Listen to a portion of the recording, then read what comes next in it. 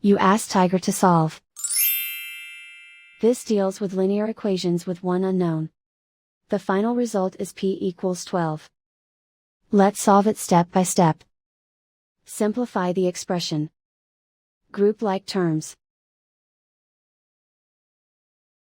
Multiply the coefficients.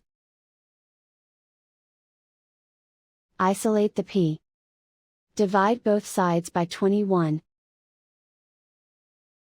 Simplify the fraction. Find the greatest common factor of the numerator and denominator. Factor out and cancel the greatest common factor.